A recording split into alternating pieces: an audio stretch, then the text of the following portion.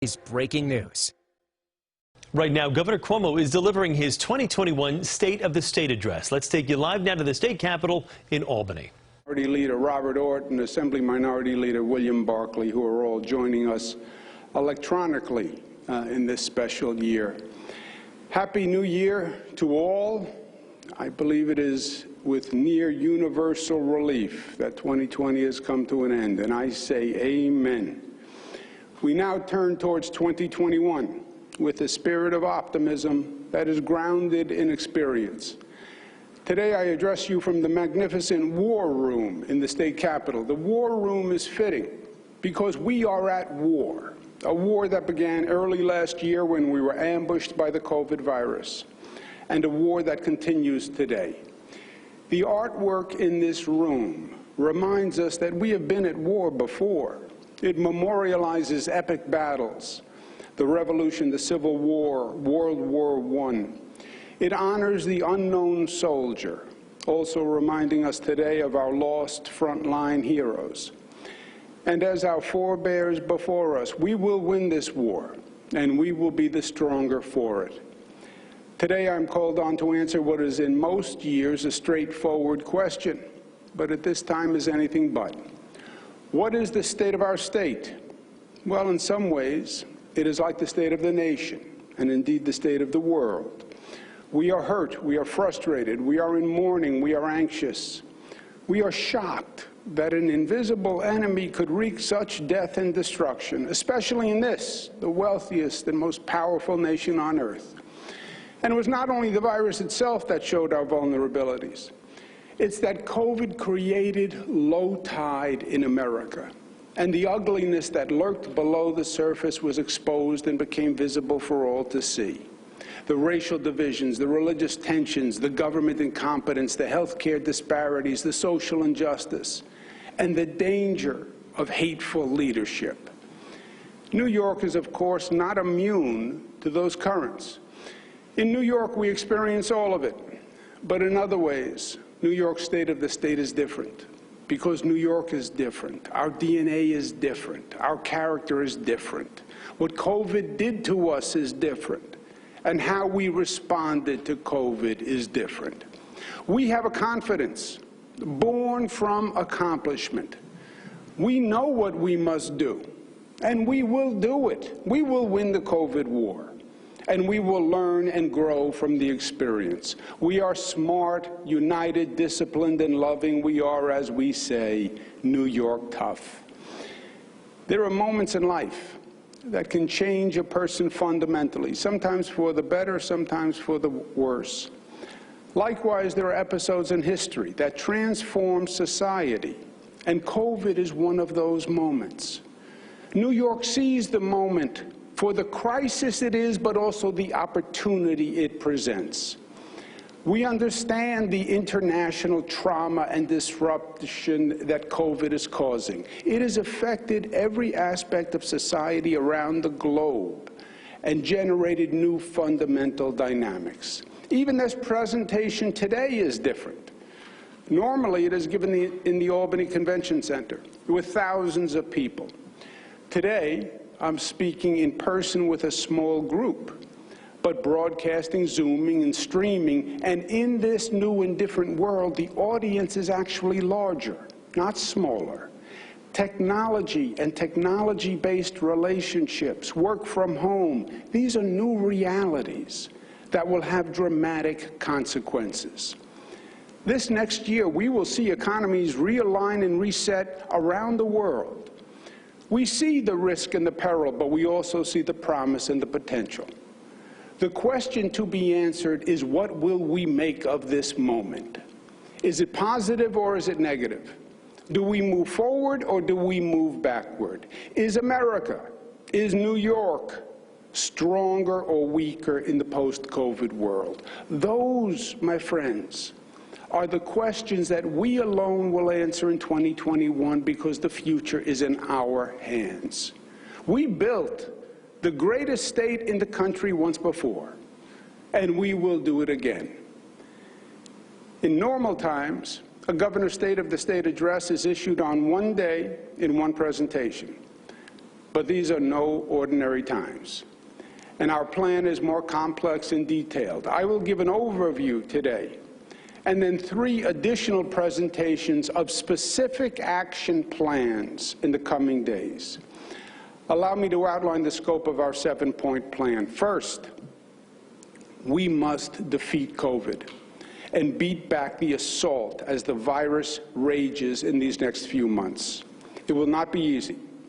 A high-performing hospital system, as well as the diligence of New Yorkers, are the keys to stop the spread.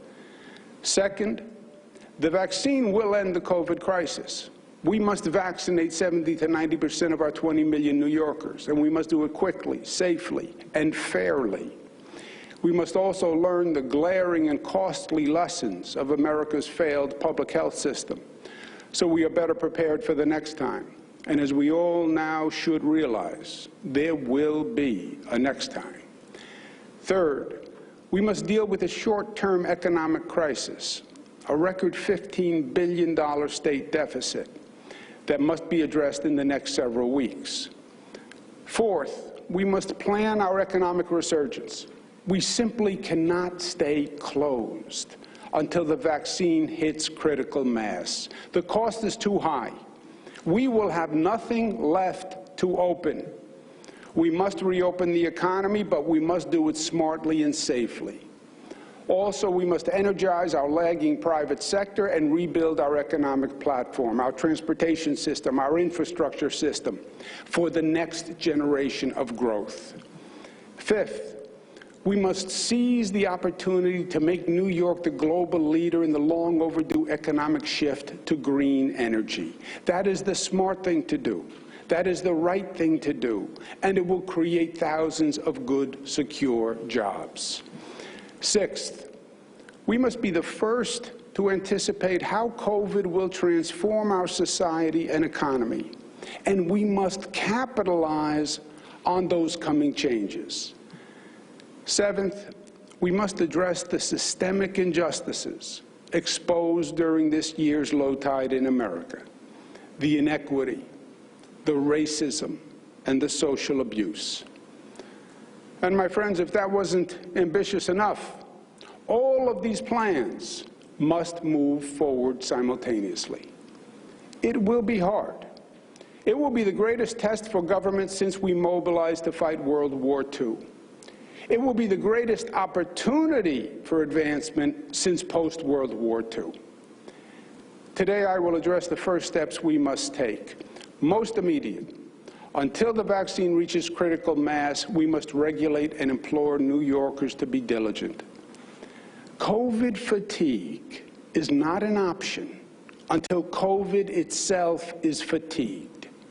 We must defeat the enemy. If we tire before the enemy tires, we lose the war. It's that simple. We must slow the spread to keep our COVID numbers down. In the interim, we must manage hospitalization so the system is not overwhelmed. We need the highest level of performance from our hospitals and local governments. If the caseload threatens to overwhelm the hospital system, we will need to close that region again. That is the worst case option.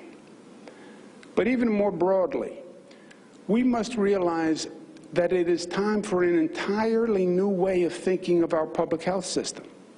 Our nation's public health system was just not prepared for this.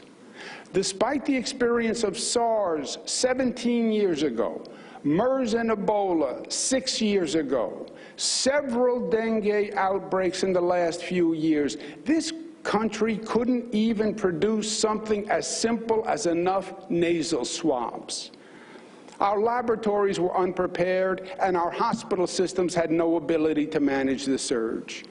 The federal government did not even screen visitors at the nation's gateways here in New York, and it still doesn't. Our nurses and doctors were heroic, but our country couldn't provide them with enough masks and gowns. It was like sending soldiers into battle without bullets. We have had 100 years of medical breakthroughs since the last pandemic in 1918. yet we were decimated by this virus.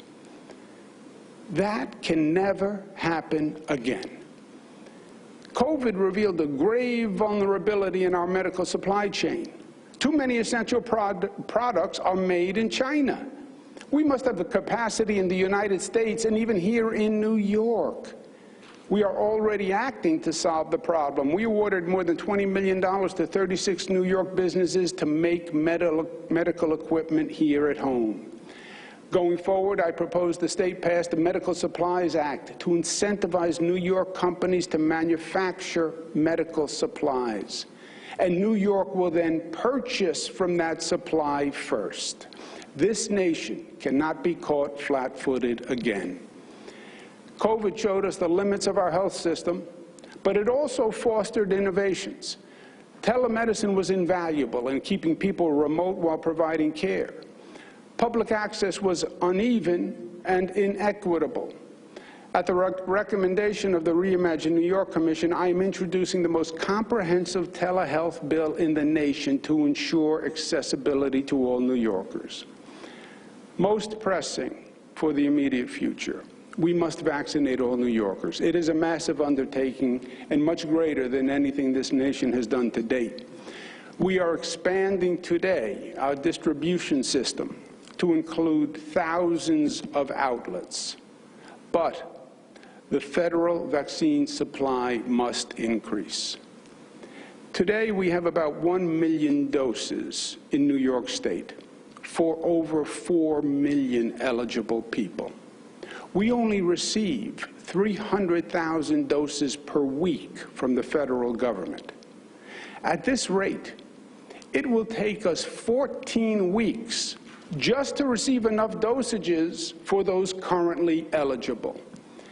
Now, we will schedule appointments for vaccines weeks into the future. We would rather have people signed up and awaiting the vaccine than have the vaccine awaiting people. I understand millions of people want the vaccine today, but we must be patient, even though it is an impatient time. I believe the new federal administration will see the vaccine supply increase, and we will be ready for that increase.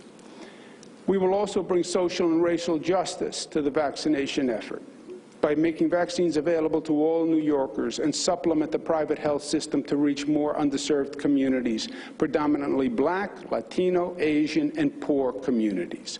We will not allow politics or wealth to dictate the distribution of this life-saving vaccine. Today, we're announcing the launch of the New York State Public Health Corps. The Public Health Corps will be a joint effort with Cornell University and Northwell Hospital System.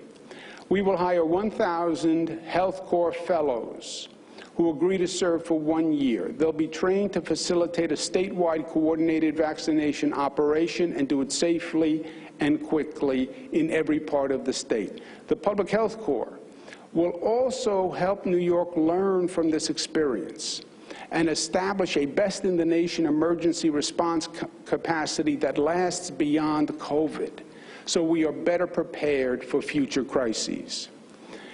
We will also empower and educate New York's citizens to be prepared for the next public health crisis. Too many New Yorkers felt anxious because they were uninformed and untrained to handle this new emergency. We will develop a citizen public health training program designed by Cornell. It will be offered online, and it will be free to educate and certify tens of thousands of citizens all across the state who will then be better prepared to help themselves, their families, their co-workers, and will be trained and ready to volunteer to help their community in the next public health emergency. Our goal is to train and certify 100,000 New York health emergency volunteers. Rapid testing not only saves lives, but it is a key to our economic reopening plan. We will open a network of new rapid testing sites all across the state. While we're continuing to battle COVID and expedite the vaccine, we must also deal with the cost of COVID. COVID has been costly in every sense of the word. The greatest cost of COVID is the lives lost. And for that, we pray every day for God's grace and peace. Businesses have been lost. Lifetime savings have been exhausted. Personal debt has mounted. And our state government faces a $15 billion deficit, the largest in history. While this fiscal crisis is larger than ever, the dynamics are not new. In the 1970s, New York City was on the verge of bankruptcy, a bankruptcy that threatened the whole state, and in fact, the whole nation. At that time, Washington famously told us to, quote, unquote, drop dead. Well, in recent years, Washington not only told us to drop dead, they dug a grave and they tried to push us in. But their efforts failed. New Yorkers would not give up. Fortunately, this nation rejected Washington's hyper-partisan politics, and today is a new day in America after a long, dark night. And the new federal government has no credible argument against the fact that New York's damage from COVID is clearly, legally, and ethically Washington's liability. This crisis was caused by two factors, and both were created by the federal government. First, allowing COVID to ambush New York last spring without the knowledge or notice of the federal government was an act of gross negligence. The federal government thought the virus was still in China, but they were wrong. COVID had already traveled to Europe, and 3 million Europeans had already traveled to New York before the federal government ever warned New York or the nation or enacted a travel ban from the continent. New York, unlike any other state, had no notice and no time to prepare for the attack. As soon as we found out, the COVID enemy was already amongst us and had been coming for months. We just saw the same federal negligence reenacted when it failed to test travelers from the UK, where a new strain of the COVID virus had been detected. The United States did nothing, even though 120 other countries had already acted. New Yorkers were called on to flatten the curve created by federal failure. New Yorkers cannot now be asked to pay the financial bill for federal incompetence. New Yorkers already paid too high a cost. Second, the federal government has failed to realize that this is a national crisis. This is not a state crisis. They delegated responsibility for COVID to the governors and then failed to provide the resources. Washington, as they say, passed the buck without passing the bucks.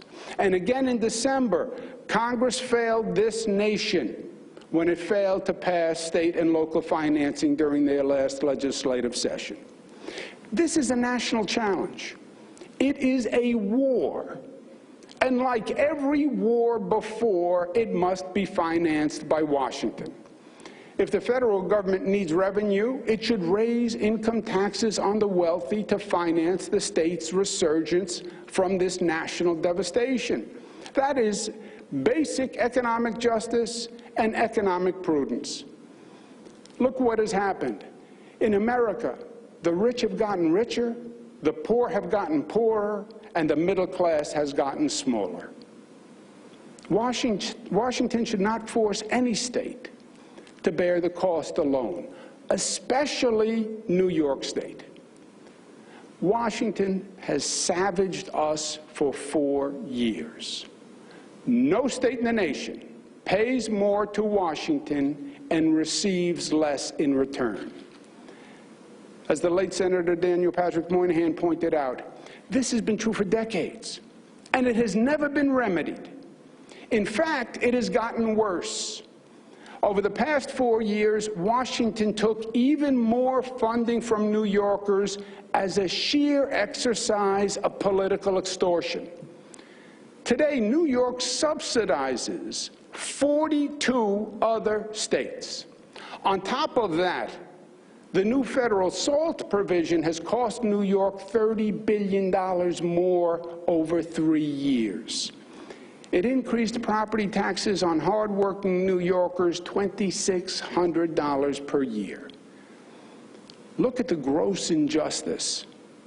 Washington raised our taxes to benefit other states, and those states then appealed to our residents to relocate to their lower tax states.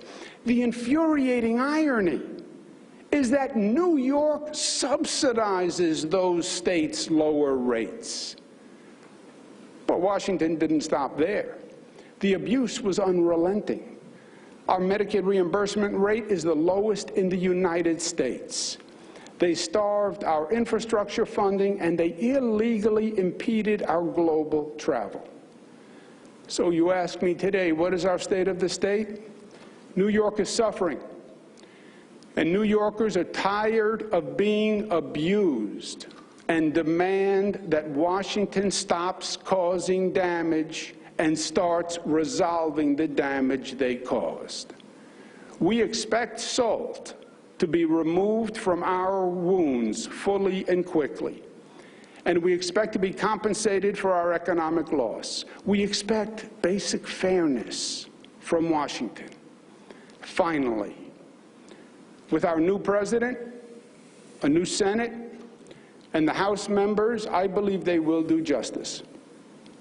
If Washington does tell New York to effectively drop dead once again, I would be shocked. But New York will fight back. We will do what we did in the 70s. We came together, we organized, we sacrificed, and we averted financial ruin. But make no mistake, my friends, it would be very painful. To close our $15 billion budget gap on our own would require extraordinary and negative measures. Imagine this. If we raise taxes to the highest income tax rate in the nation, on all income over $1 million, billionaires, multimillionaires, millionaires, any income over $1 million, we would only raise $1.5 billion. If we postponed our important tax cut for our struggling middle class, we would save $500 million. If we froze labor contracts on our hardworking public employees, we would save $1 billion. If we cut education funding for our children 20%, we would save $5.2 billion. Even after all of that pain, we would still need billions in cuts to health care in the middle of a pandemic. And we would need to borrow billions at the cost of future generations. It would be devastating to all New Yorkers. After 4 years of Washington's assault on New York, their inaction would compound their crime. Our federal representatives must deliver fairness for New York. And they must do it quickly, because our budget is due April 1. Now, New York will do its part. We will legalize adult-use recreational cannabis, joining 15 other states who've already done so. This will raise revenue and will end the overcriminalization of this product that has left so many communities of color over-policed and over-incarcerated. We propose state-sponsored mobile sports betting to raise additional funding. We are a fiscally responsible state. We only ask for an equitable partnership from Washington. Those, my friends, are the immediate issues for our focus: crushing COVID and the short-term economic consequences for our state. But that's just the beginning for us. As this room reminds us, after the war is when the reconstruction begins. And in the reconstruction is when progress is truly made. We must plan and start our post-COVID war reconstruction now to seize the advantage. And I will be outlining initiatives to do just that over the coming days. The truth is, we cannot stay closed until everyone is vaccinated. The economic, psychological, emotional cost would be incredible. We must begin increasing economic activity and using science to do it, making COVID testing and vaccinations available so that we can reopen restaurants and art spaces and theaters and commercial businesses. We just tested the concept with the Buffalo Bills playoff game, and early indications are that it was a great success. We must also aggressively plan for the post-COVID economic opportunities. How do we adjust to the new world dynamics? Our Reimagine Commission has been identifying those opportunities in telemedicine, broadband, and workforce retraining. We also need to jumpstart the economy now. We will commence the most aggressive construction and transportation development program in the United States of America. New air, road, and rail systems, upstate and downstate, more affordable housing, and more economic development to create jobs, and more jobs. FDR, a great governor of the state of New York and president, set the precedent. And New York State knows how to get things done. And New York State knows how to build. We've proved it over and over and over again, and now is the time to do it. We will also expand the infrastructure of tomorrow.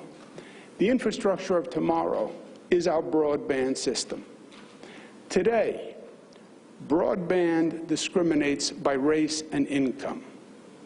We have invested $500 million to successfully expand broadband access, and 98% of the state now has access to broadband. But New York will also lead the nation now in making broadband affordable, because accessibility is not enough if it's not affordable. And because without affordable broadband, people are not just disconnected, they are disenfranchised. Broadband must be available to everyone, everywhere. And in New York, we will make sure it is. We will then launch the most aggressive green economy program in the country. COVID is the existing threat, but climate change is the existential threat. New York will be the green energy capital of the world. We will not only construct renewable projects, we will develop manufacturing capacity, research and development expertise, and state-of-the-art worker retraining, all here in New York, and we will do it this year. We will then set our sights to repair our social infrastructure. And that starts with our fundamental responsibility as a society and as a government to ensure public safety. Last year exposed the tensions between the community and the police more starkly than ever before. This is a national crisis. Feelings are deep and complex. Emotions run high on both sides. But divorce is not an option. We all need an effective public safety function. It's not just a question of criminal justice, but also social, economic, and racial justice. We have a scourge of gun violence. The victims of crime are predominantly poor, Black, and Latino. In New York City, in the last 6 months of 2020, there were over 1,200 shootings, double from 2019. Of those shootings, 94% involved Black or Latino victims, and well under half have been solved. There can be no economic revival without effective public safety. This is especially true for our cities. If the attractions of a city are reduced and crime is increased, urban decline is inevitable. That point has been made over and over again through the economic cycles in our cities, and we will not allow it to happen again. Public safety, like so many other functions, must adapt to the times. There are many new questions to answer. Does every 911 call require an armed police officer to respond? What role should mental health and domestic violence professionals play in public safety? What is the transparency and disciplinary policy? What is the use of force policy? But some elements are absolute. Mutual respect is absolute. Individual rights are absolute. Rejecting brutality is absolute. Allowing police to do their job and do it safely is absolute. But for most issues, there is no top-down solution, one-size-fits-all approach. We have 500 communities with police departments in New York, and each one must develop an approach that works for them. Now, I have said that each community must redesign public safety in a collaborative process, include all stakeholders, all opinions, all voices, have the conversation. And then they must pass a law instituting a new public safety function, and they must do it by April in order to receive state funding. This is an imperative for the state and every community within the state. Now, many communities have seized the opportunity and are already making good progress. In Steuben and Ulster counties, citizens and officials are using listening sessions and surveys to increase participation. Syracuse launched the Citizen Dashboard to track development and implementation of each reform. Schenectady has created a diverse citizen advisory panel to help evaluate new applicants for the police force. Yonkers is developing a new policy for dealing with people who are emotionally disturbed. Binghamton enlisted a professional institution to help in their redesign. And Salamanca has the distinction of being the first locality to complete and pass a new plan. April 1 is just weeks away. Elected leaders must lead, and people must engage now. Reforming public safety is hard, but in life, we will never solve a problem that we refuse to acknowledge or for which we deny reality and responsibility. Problems don't just go away, they mount. This is a national crisis, but New York will lead. We will also set the bar higher for a post-COVID war reconstruction. The damage to repair is not just from COVID. The low tide in America has exposed fundamental schisms and flaws in our society. Now, we have seen the riptides building over these past few years. We saw the racism in the KKK parading on the streets in Charlottesville. We lived through the anti-Semitism and the shootings at the Tree of Life synagogue and across the country. The distrust exploding after the George Floyd killing. And last week, we all watched in horror an attempted coup at the Capitol. These demons may not be new, but they are worse. Visionaries that have had the ability to see beneath the surface of America have long warned of the ugly reality below. Governor Mario Cuomo spoke of the danger of two Americas 40 years ago. But the low tide has exposed the ugliness for all to see. Today, there is no denying the injustice. And rhetoric is not the solution. The public is tired of unfilled political promises. Results are the solution. Doing justice is the solution. True justice, racial justice, social justice, economic justice. And that must be New York's banner to carry in America's post-COVID reconstruction. Let's tell the plain truth. Blacks died from COVID at twice the rate of whites. That's the truth. Latinos died at 1.5 times the rate of whites. That's the truth. Education divided by race and class as remote learning furthered the divide. That's the truth. We saw the lack of access to affordable child care disrupt low-income families and force caregivers, primarily women, to choose between putting food on the table and caring for their children. That's the truth. We have thousands of tenants and owners who lost their jobs and livelihoods through no fault of their own, and we will not leave them behind. We will provide them the resources they need for rent and mortgage relief to keep New Yorkers in their homes, and that's the truth. And New York must do more to protect homeowners and tenants by prohibiting penalties and late charges on past rent. Many small businesses have been decimated by COVID, and we must protect them from eviction and help them reopen and restart.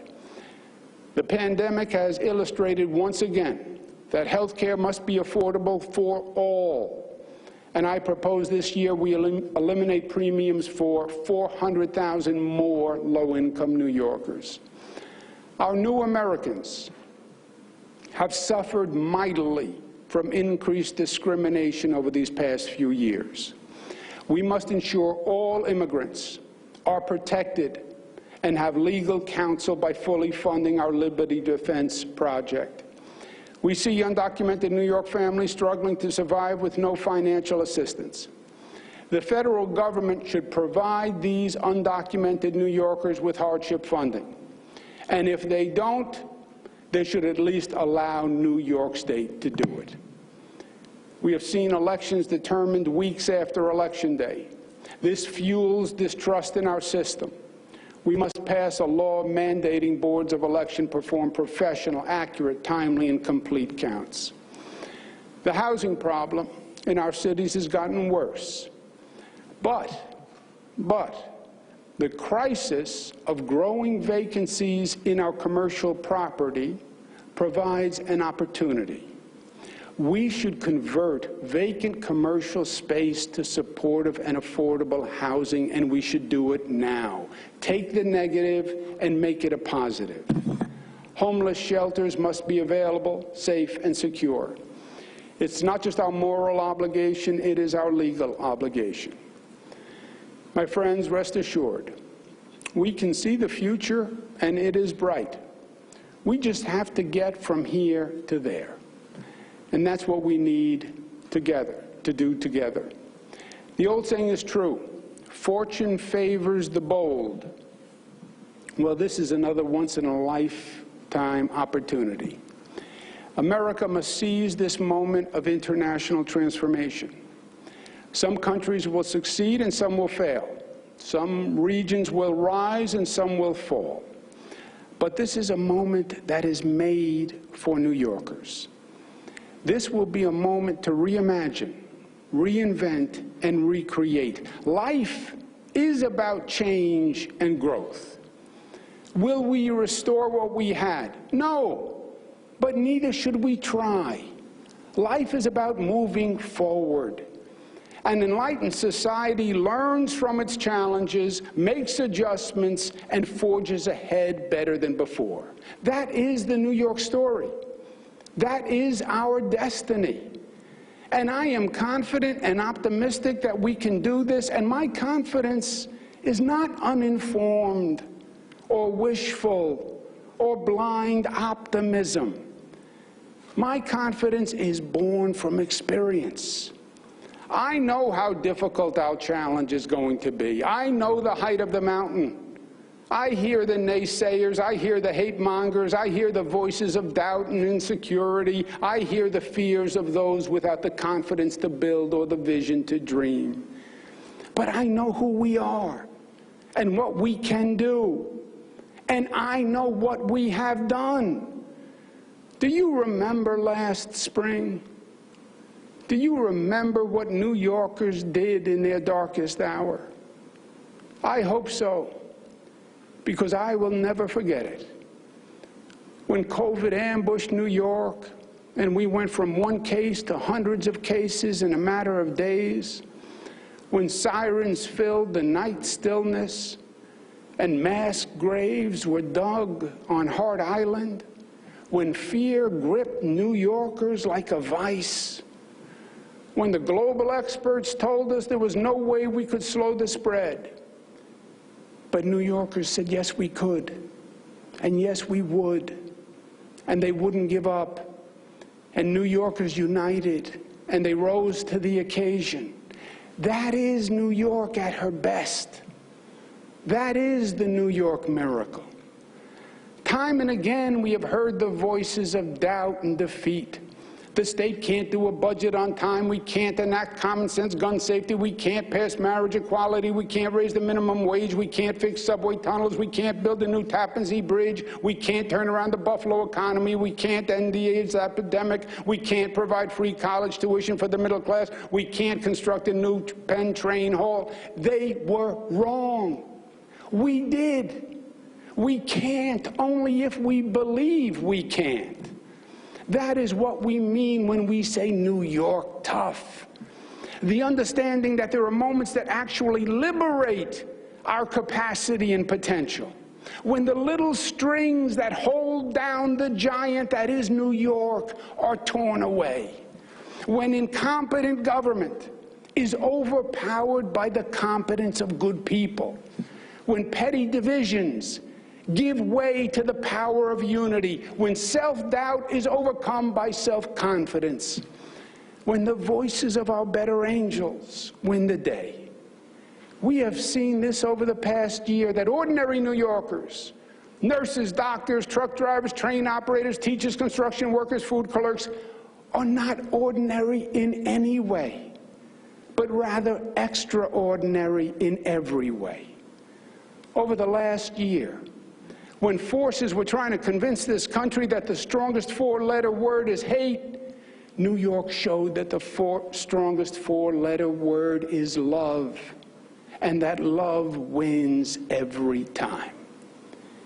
There is an indomitable power in our New York credo.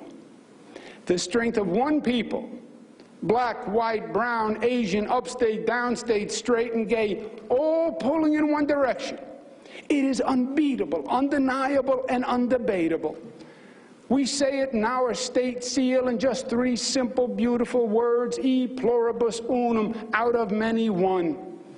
And we know the direction we are all headed. We are all headed up. It is our state motto, Excelsior. Ever upwards. New York State is the state of aspiration and excellence. That is New York's legacy. That's what made us the progressive capital of the nation. We have done this throughout history. We did it last year when times were tough, and we will do it again this year, and New York will lead the way. Thank you, and God bless you.